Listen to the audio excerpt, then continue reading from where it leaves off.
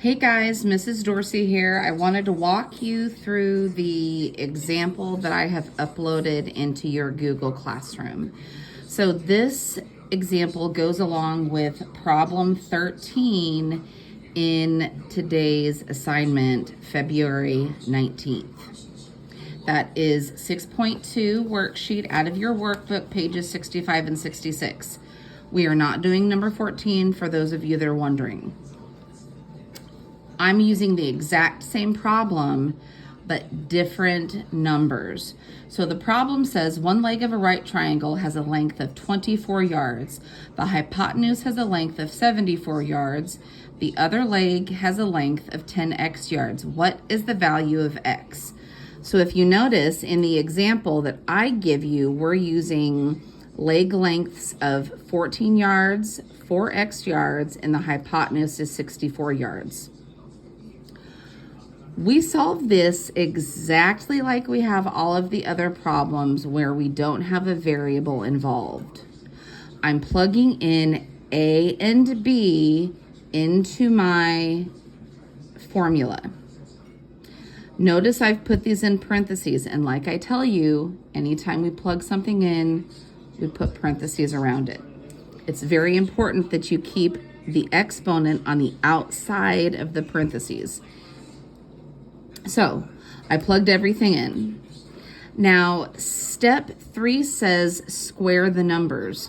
When you square 14 and when you square 4x, you get 196. This does not change, and that's very important. Do not square the 4 and put 16x squared. That's a completely different kind of problem. 64 squared is 4,096. We now have a 3-step equation.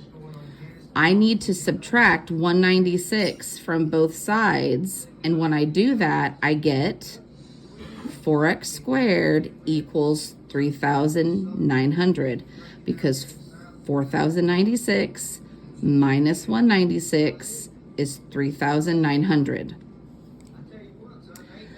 Before I can divide both sides by 4, I have to take the square root from both sides. When I take the square root of both sides, what that does is it gets rid of the exponent. So the square root of 4x squared is 4x, which is shown right down there. The square root of 3,900 is 62.45. Now this symbol right here means approximately. None of your answers will show approximately. It just means that they've estimated or rounded up this number right here. You guys don't have to worry about that, but that's the number we're gonna go with. So we have 4x essentially equals 62.45. In order to solve for x, you've got to divide both sides by 4, as you can see right down here. Now 62.45 divided by 4 gives you 15.6125. I would write that whole thing down as your entire answer if you get a decimal. It's not a repeating decimal. It's not an irrational number. It's a terminating decimal, as you can see on my calculator right here, the 6125.